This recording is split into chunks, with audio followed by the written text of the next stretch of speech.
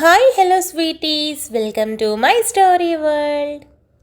ఆద్య, మీ పిన్ని శరణ్య నీతో చెప్పినప్పుడు నువ్వు నాకు ఈ విషయం చెప్పాల్సిన అవసరం లేదు. నాతో మాట్లాడినట్టు ఊహించి నువ్వే నాకు ఇష్టం లేదని చెప్పేసి ఉండొచ్చు. కారణం నేనేంటో నీకు తెలుసు, అది వదిలేసి ఆలోచించమంటున్నావు అని అన్నాడు. నిజానికి ఈ విషయం నాతో మాట్లాడి వారం రోజుల పైన అవుతుంది. నేను కూడా ఇలాగే చెప్పాలనుకున్నాను. కారణం మీ ఆలోచనలు నాకు తెలుసు కనుక. కానీ నేను చెప్తే పిన్ని వాళ్ళు నమ్మరు. అందుకే ఇలా మీతో మాట్లాడాల్సి వచ్చింది. దాన్ని రికార్డ్ కూడా చేయాల్సి వచ్చింది. ఇప్పుడు నేను తీసుకువెళ్ళి వినిపిస్తాను. అప్పుడు వాళ్ళకి క్లారిటీ వస్తుంది అని చెప్పింది. అది పక్కన పెట్టేయ్. శరణ్య ఒక మంచి భార్య కాగలుగుతుంది. ఎలాంటి చెడు అలవాట్లు లేవని మా అమ్మ చెప్తే చేసుకుంటానా లేదా అని ఎందుకు అడిగావు అని అడిగాడు. అంటే శరణ్య నిజంగానే మంచిది. తనకి ఎలాంటి చెడు అలవాట్లు లేవు. కోపం మాత్రమే కొంచెం ఎక్కువ. అంతకు మించి తన దగ్గర ఎలాంటి లోపం లేదు. ఇకపోతే శరణ్య లాంటి అమ్మాయినే తీసుకొచ్చి మీ అమ్మగారు చెప్తే చేసుకుంటారు కదా, అందుకే అలా అడిగాను అని ఆద్య నెమ్మదిగా చేతులు నలుపుకుంటూ చెప్పింది. ఆద్య నిన్నేమనాలో నాకు అర్థం కావట్లేదు. కోపడాలో వద్దనో కూడా నాకు క్లారిటీ రావట్లేదు అని అర్ణవ్ అన్నాడు. అంటే మీరు చాలా మంచివారు, అందంగా ఉంటారు, బాగా డబ్బుంది, ఎలాంటి చెడు అలవాట్లు లేవు.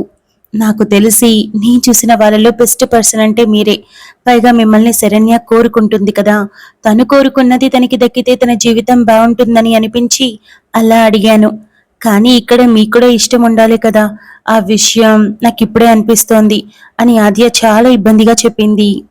చాలా పెద్ద థ్యాంక్స్. ఇప్పటికైనా నా గురించి ఆలోచించావు. నేను మంచివాణ్ణి, ఓకే. నన్ను చేసుకోవడం శరణ్య అదృష్టం అనుకుంటున్నావు కదా, అది కూడా ఓకే. మరి నా లైఫ్లోకి వచ్చే అమ్మాయిని చూసి నేను అదృష్టవంతుణ్ణి అని ఫీల్ అవ్వాలి కదా. అలా శరణ్యాన్ని చూస్తే నీకు అనిపిస్తుందా?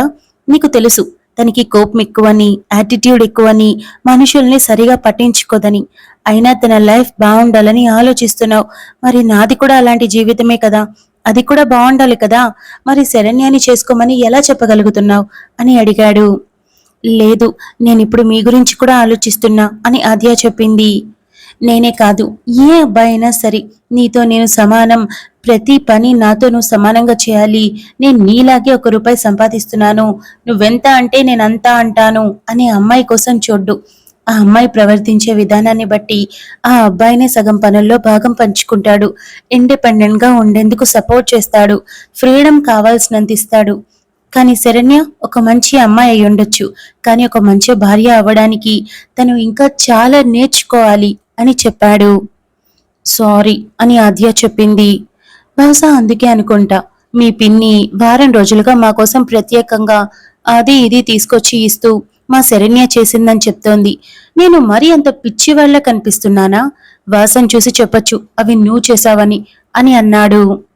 ఏ తల్లి అయినా బిడ్డని తక్కువ చేయాలని చూడదు కదా అండి అని ఆద్య అనింది. అందుకని మోసం చేయొచ్చా అండి అని అర్ణవ్ అలాగే అడిగాడు. ఆ మాటకి కాస్త మౌనంగా ఉండి మళ్ళీ సారీ అని చెప్పింది. ఊరికి ఇలా సారీలు చెప్పకు అని అర్ణవ్ అన్నాడు. మరి మీకు కోపం వస్తుంది కదా అని ఆద్య అనింది. వస్తుంది కాదు, వచ్చింది అని అర్ణవ్ అన్నాడు. లేదు లేదు, ముందు వచ్చినట్టు అనిపించింది, కానీ తర్వాత దాచేశారు అని ఆద్య చెప్పింది. మరి ఇంకేం చేయను అని చిన్నగా అరిచాడు. అరవకండి అని ఆద్య చిన్నగా చెప్పడంతో అర్ణవ్ ఒక నిట్టూర్పు వదిలి, సరే ఇక నువ్వు సమాధానం విన్నావు కదా, వాళ్ళకి వినిపించి క్లారిటీ ఇవ్వు.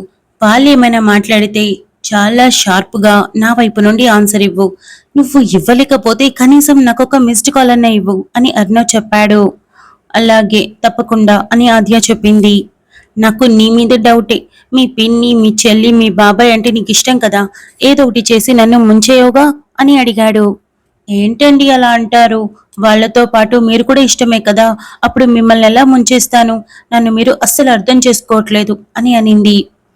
సరే, కొంచెం మూడు బాలేదు, కింద ఫంక్షన్కి వెళ్దామా అని అర్ణవ్ అడిగాడు. అలానే అని ఆద్య లేచి ముందు పాయసం తినండి అని టక్కున కూర్చుంది.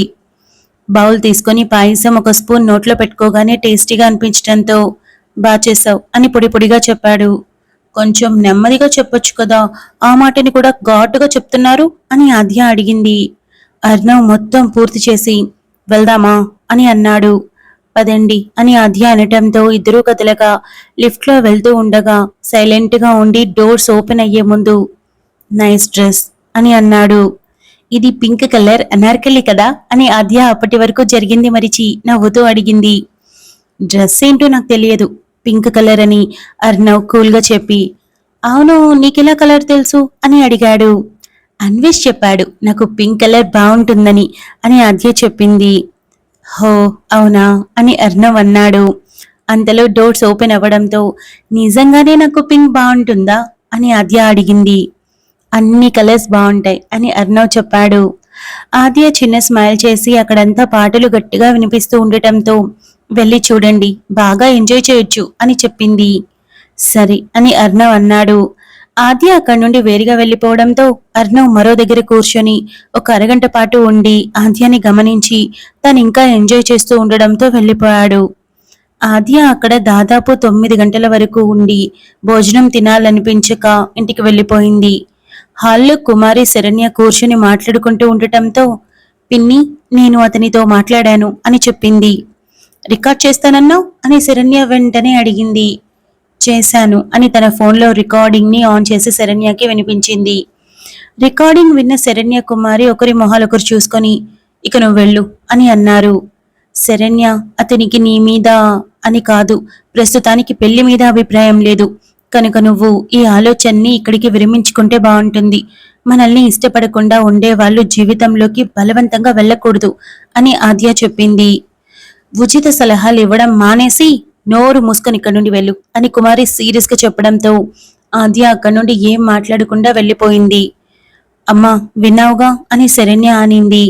విన్నాను, వాళ్ళ అమ్మ ఎప్పటికీ అలా అడగదని అన్నాడు, కాని అడిగితే అప్పుడేం చేస్తాడు, ఒప్పుకుంటాడనే కదా అర్థం అని కుమారి అనింది. ఇది ఎందుకో జరిగేలా అనిపించటం లేదు, ఒకవేళ జరిగిన వాళ్ళ స్థాయి మనది కాదు కదా, తిప్పి పొడుస్తారేమో అని శరణ్య తన సందేహాన్ని బయటపెట్టింది. వాళ్ళు గొప్ప వాళ్ళ ఉండొచ్చు, కానీ మనకున్న దాంట్లో బానే ఉందిగా, ఏం పర్లేదు, ఉన్నదంతా ఊచైనా సరే నీకు పెట్టి పంపిస్తాను అని కుమారి అంటూ వాళ్ళ పేరెంట్స్ ఏంటి, వాళ్ళ అడ్రస్ ఏంటి ఆంటీని అడిగి తెలుసుకొని అటువైపు నుండి నరుక్కుంటూ వస్తాను అని కుమారి చెప్పింది. ఎందుకు, మ్యాట్రిమోనీ సైట్స్ లో చెప్తే మంచి సంబంధాలే వస్తాయి కదా అని శరణ్య అనింది. ఎన్ని నిజాలో ఎన్ని అబద్ధాలో మనకు తెలియదు, ఇక్కడ కళ్ళ ముందు చూస్తున్నాం. పిల్లోడు మంచోడు, ఒక్క చెడు అలవాటు కూడా లేదు. కనీసం తన కోసం ఇంటికి ఫ్రెండ్స్ రావడం కానీ, లేదా ఎప్పుడైనా తాగి ఊగి రావడం కానీ, లేదా గట్టిగా మాట్లాడినట్టు అరుపులు కానీ ఏవీ లేవు. అంటే మంచివాడని అర్థం. అందుకే నేను ఈ సంబంధానికి ఫిక్స్ అయ్యాను అని కుమారి చెప్పింది. సరే నీ ఇష్టం అని శరణ్య లేచి వెళ్లటంతో ఎలా అయినా ఇది కుదిరేలా చేస్తే బావుండు, నీ జీవితం బాగుంటుంది అని కుమారి అనుకుంది. తెల్లారి లేచిన ఆద్య పనులన్నీ ముగించుకుని కాలేజ్కి రెడీ అయి బయలుదేరింది. అన్వేష్ కాల్ చేయడంతో బయలుదేరేసానని చెప్పడంతో సరే సరే ఆ వైపే వస్తే కాల్ చేశాను, నేను కూడా వచ్చేస్తున్నా అని కాల్ కట్ చేశాడు. కాలేజ్కి వెళ్లేసరికి క్లాసెస్ జరగవని, ఫంక్షన్ కి డాన్స్ ప్రాక్టీస్ చేస్తున్నారని తెలియడంతో ఫుట్బాల్ కోర్ట్కి వెళ్ళింది. అన్వేష్ కి ఆద్య ఎక్కడ ఉంటుందో తెలుసు కనుక నేరుగా తన దగ్గరికి వెళ్ళి ఏంటి ఇక్కడికి వచ్చావు, క్లాసెస్ లేవు కదా, ఇంటికి వెళ్ళవా అని అడిగాడు. వెళ్ళిపోతాను అని ఆద్య చెప్పింది. పోనీ ఒక పని చేద్దామా, ఎక్కడికైనా వెళ్దాం, అలా సరదాగా తిరిగి మధ్యాహ్నం రెస్టారెంట్కి వెళ్ళి భోజనం చేసిన తర్వాత నిన్ను ఇంటి దగ్గర డ్రాప్ చేస్తాను, ఏమంటావ్ అని అన్వేష్ అడిగాడు. వద్దు, ఎప్పుడు ఎక్కడికి తీసుకువెళ్ళినా నువ్వే ఖర్చు పెడతావు, అది నాకు అస్సలు నచ్చదు అని ఆద్య అనింది. పోనీ ఒక పని చేద్దాం, లంచ్కి నేను ఖర్చు పెడతాను, లాస్ట్లో ఐస్ క్రీమ్కి నువ్వు ఖర్చు పెట్టు. మరీ ముఖ్యమైన విషయం ఏంటంటే నేను మా అమ్మా నాన్న సంపాదించిన డబ్బులు ఖర్చు పెడుతున్నా, కానీ నువ్వు కష్టపడి సంపాదించిన డబ్బులు ఖర్చు పెడుతున్నావు. నా డబ్బు కన్నా నీ డబ్బుకు చాలా విలువ ఎక్కువ, అవసరం కూడా ఎక్కువ, కనుక నన్ను పెట్టనివ్వు, నేను సంపాదించేటప్పుడు పొదుపు చేస్తానులే అని అన్నాడు. సరే, మాల్కి తీసుకెళ్తావా, షాపింగ్ చేసి చాలా రోజులైంది, నానమ్మ కోసం ఒక చీర కొంటాను, అలానే నా కోసం ఒక డ్రెస్ కొంటాను అని చెప్పింది. ఇదైతే బెస్ట్ ఆప్షన్, వెళ్దాం అని అన్వేష్ అన్నాడు. సరే నువ్వెళ్ళు, నేను ఇప్పుడే వస్తాను, ఒక ఫోన్ మాట్లాడాలి అని ఆద్య చెప్పడంతో సరే అని అన్వేష్ వెళ్ళగా ఆద్య అర్ణవ్కి కాల్ చేసింది.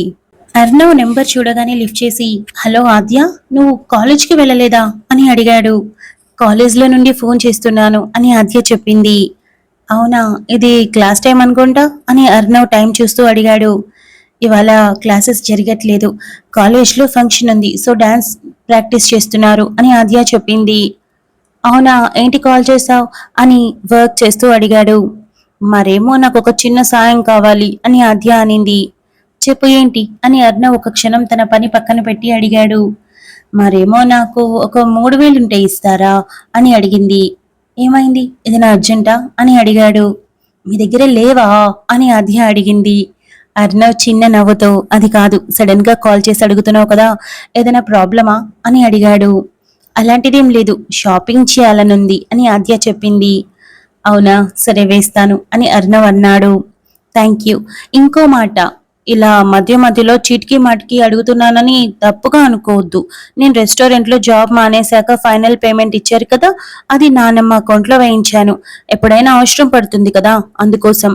ఇక ఇప్పుడు నా దగ్గర ఎక్కువ డబ్బులు లేవు, చిల్లర మాత్రమే ఉంది, అందుకే అడుగుతున్నా అని ఆద్య చెప్పింది.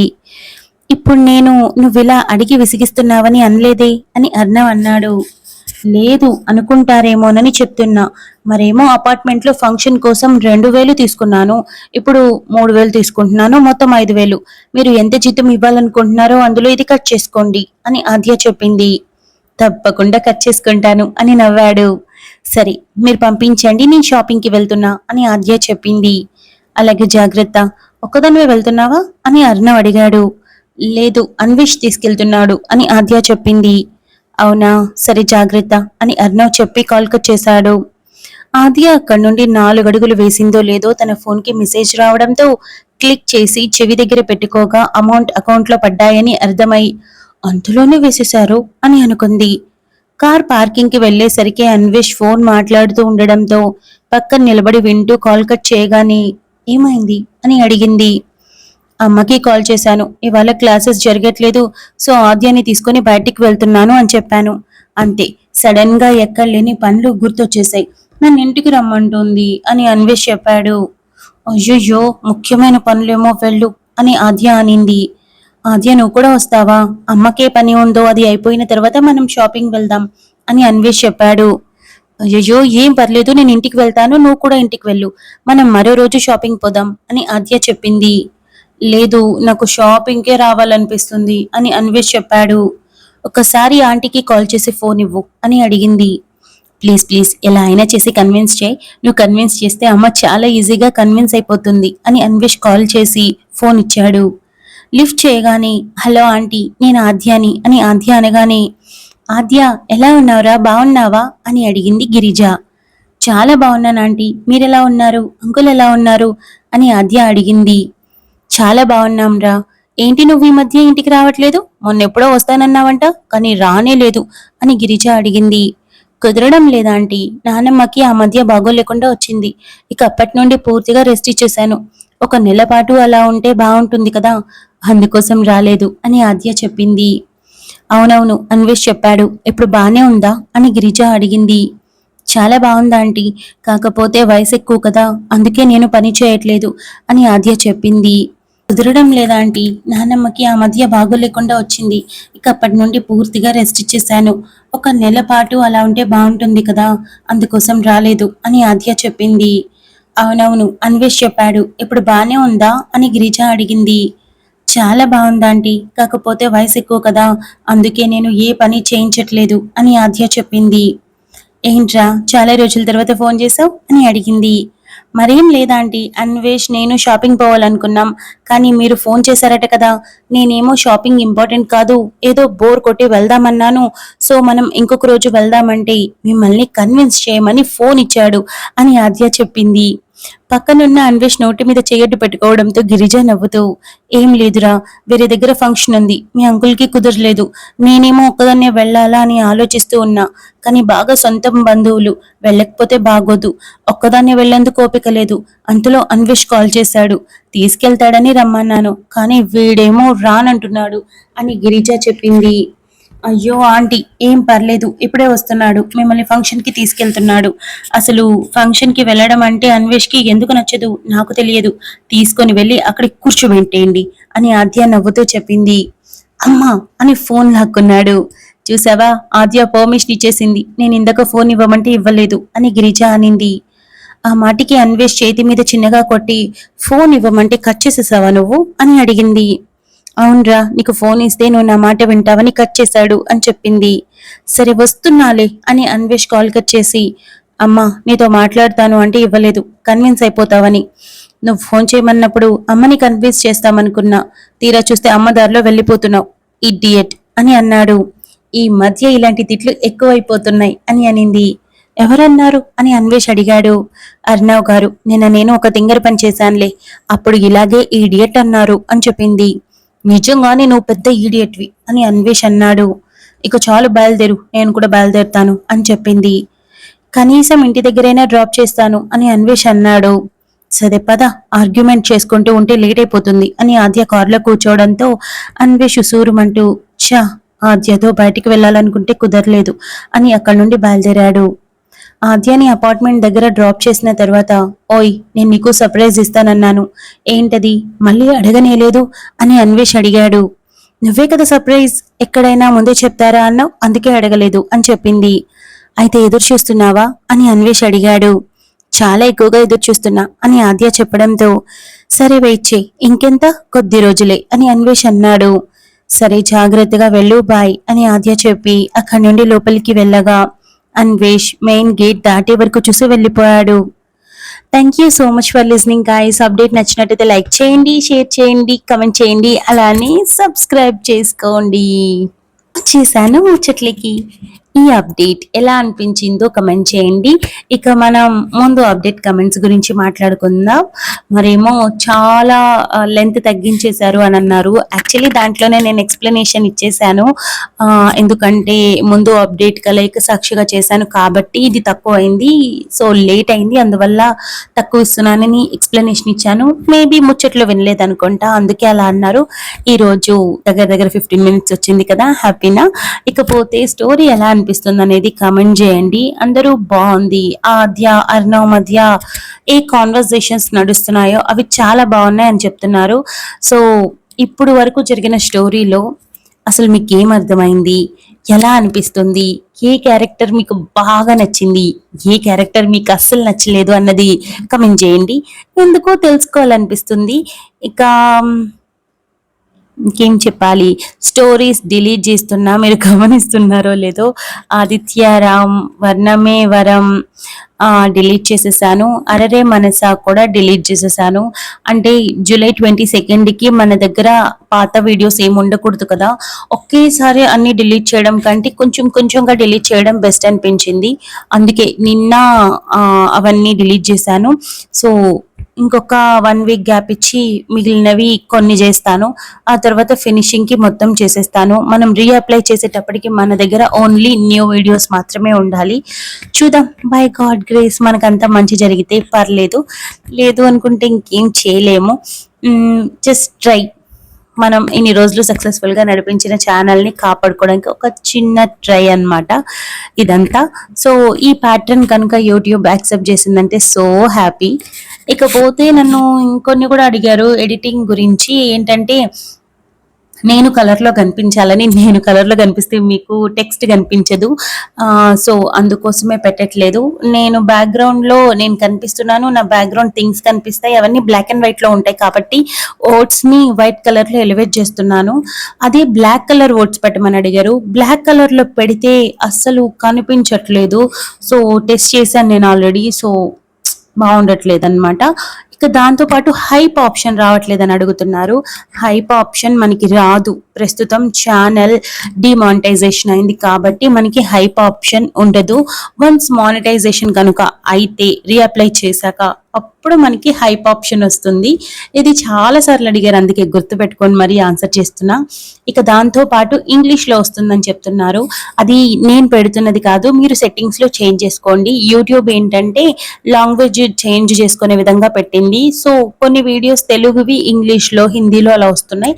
మీరు అది మీ దగ్గరే వీడియో ఆన్ లో ఉండగానే పైన సెట్టింగ్స్ ఉంటాయి కదా, అక్కడే చేంజ్ చేసుకోవాలి. ఓకేనా, అదనమాట విశేషాలు. ఇక అంతే ముచ్చట్లు. ఈ అప్డేట్ ఎలా ఉందో కమెంట్ చేయండి. మనం తర్వాత అప్డేట్ లో కలుసుకుందాం. అంతవరకు keep smiling, stay healthy, bye guys.